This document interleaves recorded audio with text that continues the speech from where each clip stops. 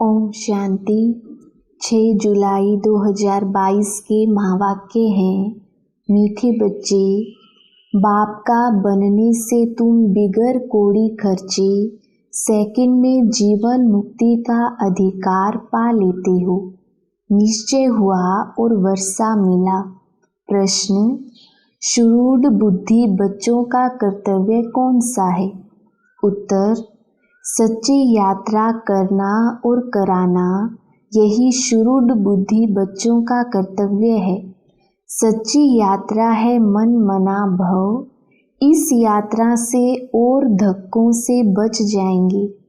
जैसे बाप कल्याणकारी है, वैसे शुरूढ़ बुद्धि बच्चे बाप समान कल्याणकारी होंगे। दूसरा प्रश्न, बाप तुम बच्चों को कौन सी बात कहते हैं जो तुम सबके कान में सुनाते रहो?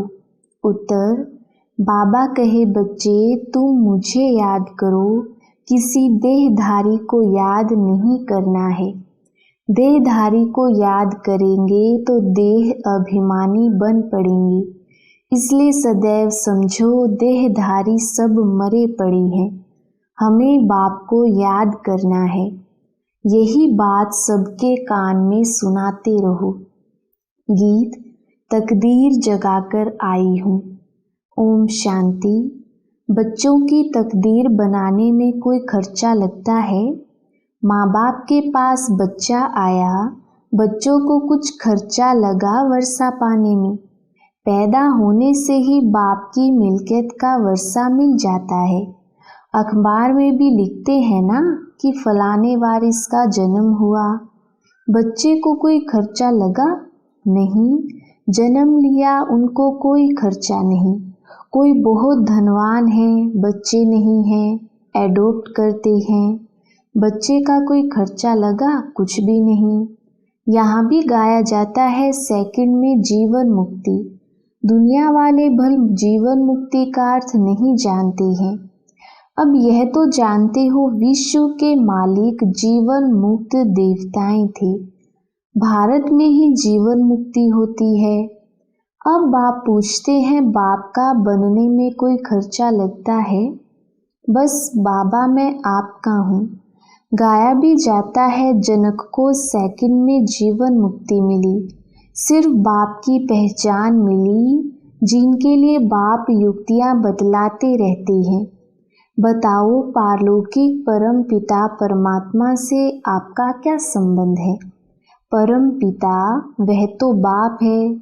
बाबा कहते हैं मेरा बनने के लिए खर्चा लगता है? कुछ भी नहीं। सिर्फ मेरा बनो, खर्चा कुछ भी नहीं।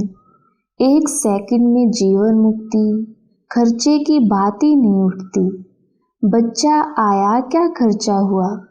तुम बाप के बनते हो, क्या खर्चा हुआ? सिर्फ बुद्धि से ही निश्चय किया कि मैं आपका हूँ। समझते हैं बाप से स्वर्ग की बादशाही मिलती है। बाप स्वर्ग का रचयिता है। वर्षा मिलता है हेवन की बादशाही। निश्चय की बात है ना। पाई भी खर्चा नहीं करो, याद से ही तुम हीरे जैसा बन जाएंगे।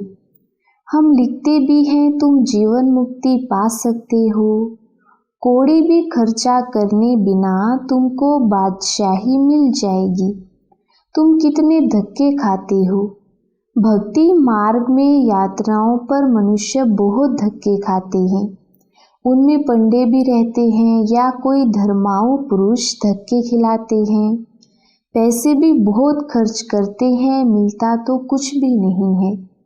यह बात तो समझाते बहुत हैं, परंतु किसकी तकदीर में नहीं है तो बुद्धि में बैठता नहीं। कोई युक्ति निकाल धक्के खाने वालों को बचाए। सिर्फ बाबा की मुरली सुना, फिर जाकर सुनाया, ये कोई बड़ी बात नहीं है। किसको क्या बोलना चाहिए, क्या करना चाहिए। ट्रेन में यात्रा करने जाते हैं, क्या युक्ति निकालें? बाबा जैसी युक्ति बतलाते हैं, वह कोई अर्जुन अमल में नहीं लाया है। कोई को भी प्यार से समझाना चाहिए। पतित पावन ज्ञान के सागर से आपका क्या संबंध है? इस समय तक बाबा को समाचार नहीं लिखा है कि बाबा इस धंधे में मैं लग गया हूँ। फलाने फलाने से पूछा है, वह क्या कहते हैं? कुछ भी बाबा को समाचार नहीं देते हैं।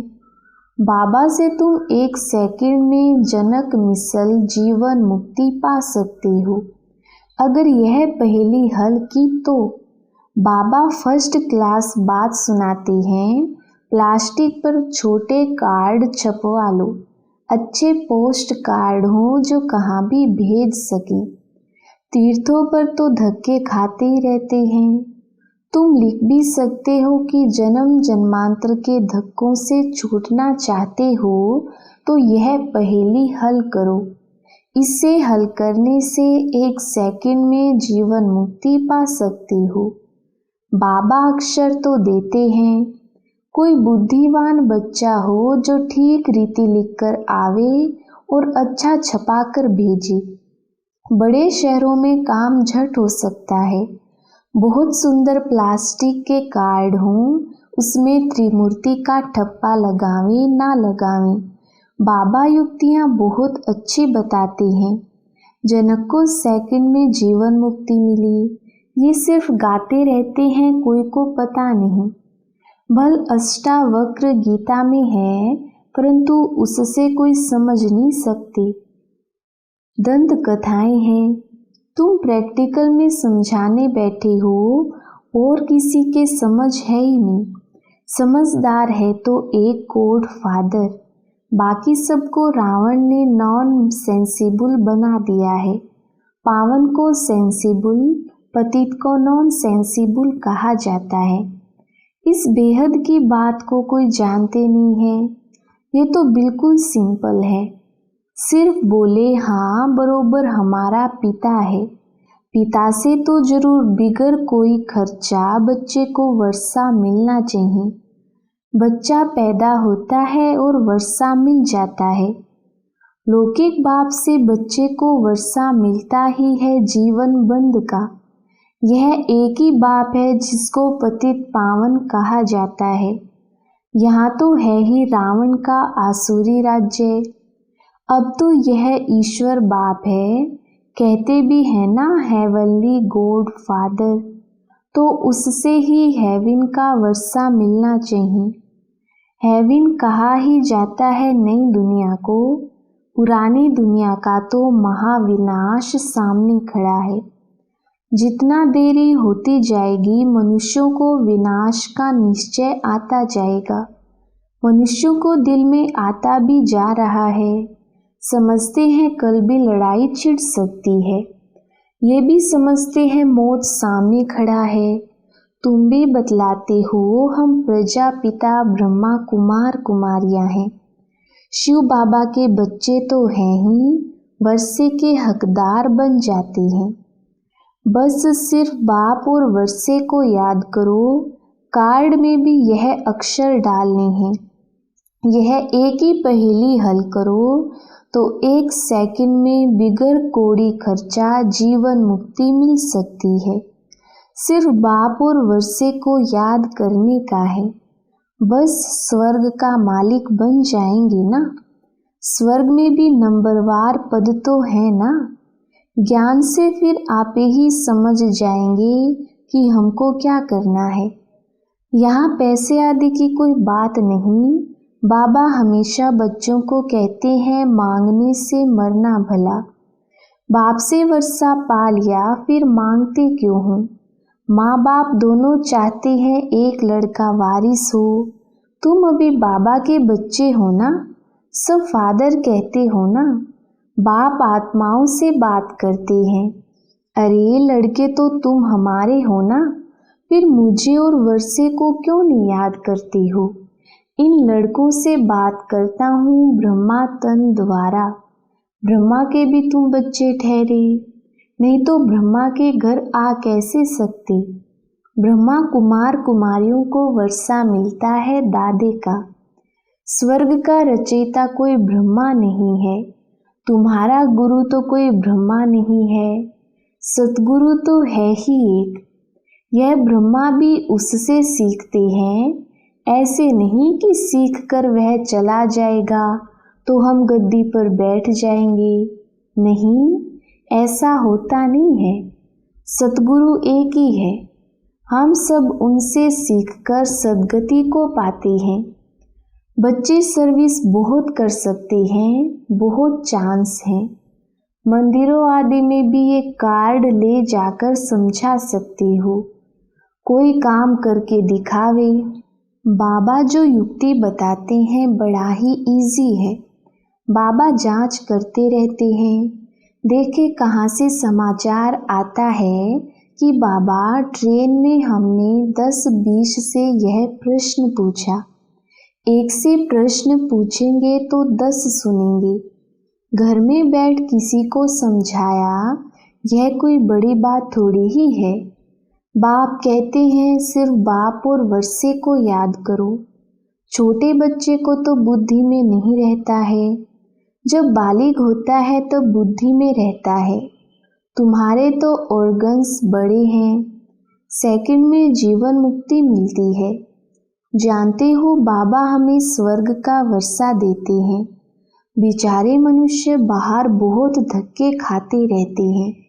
उन्हों को छुड़ाएं कैसे? इसमें युक्तियाँ बहुत चाहिए।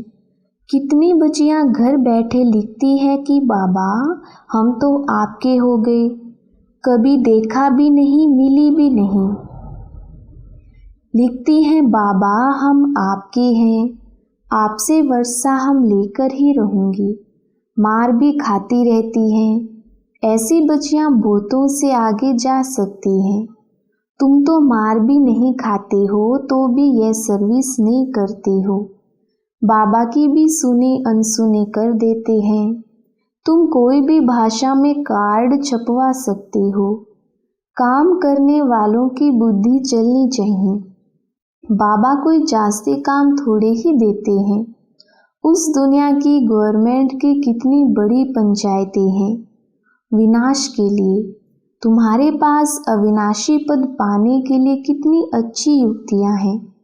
भक्ति मार्ग में बहुत पैसा खर्च करते हैं और तुम देखो क्या कर रहे हो, कोई खर्चा नहीं।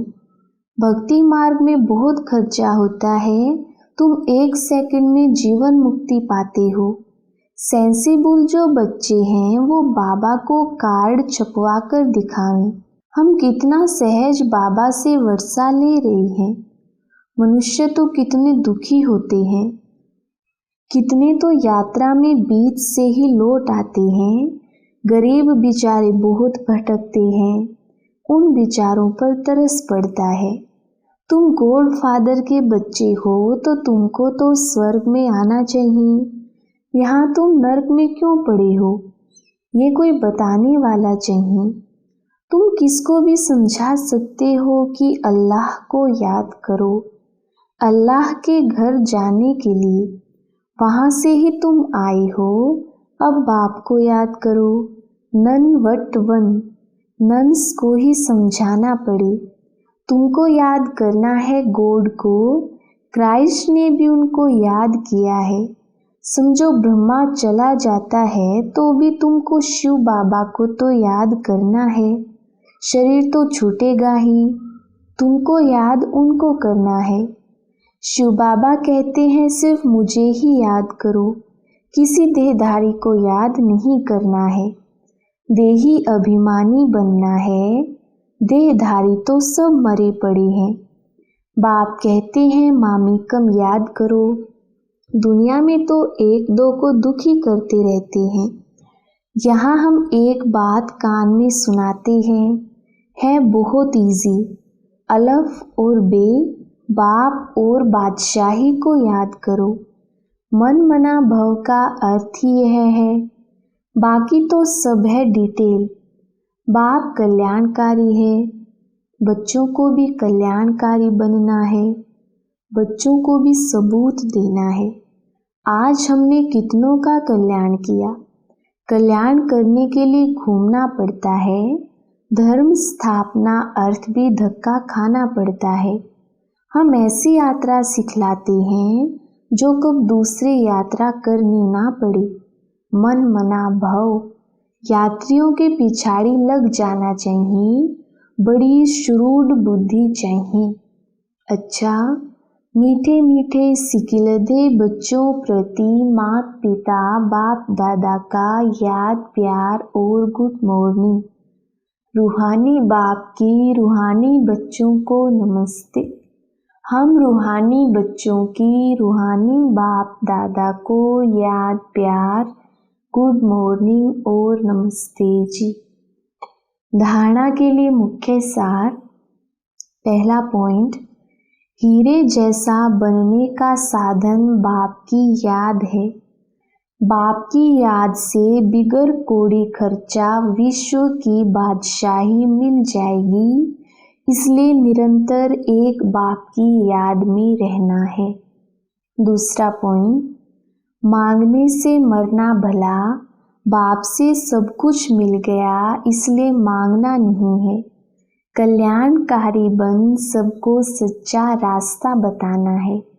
वरदान, सर्व खजानों को कार्य में लगाकर बढ़ाने वाले योगी सो प्रयोगी आत्मा भव। विस्तार, बाप दादा ने बच्चों को सर्व खजाने प्रयोग के लिए दिए हैं। जो जितना प्रयोगी बनते हैं, प्रयोगी की निशानी है प्रगति। अगर प्रगति नहीं होती है तो प्रयोगी नहीं। योग का अर्थ ही है प्रयोग में लाना। तो तन मन धन या वस्तु जो भी बाप द्वारा मिली हुई अमानत है, उसे अलबेलेपन के कारण व्यर्थ नहीं गंवाना, बल्कि उसे कार्य में लगाकर 1 से 10 गुना बढ़ाना, कम खर्च वाला नशीन बनना। यही योगी सो प्रयोगी आत्मा की निशानी है। स्लोगन, विकर्मों और विकारों का त्याग करना ही सच्चा त्याग है। अच्छा, ओम शांति।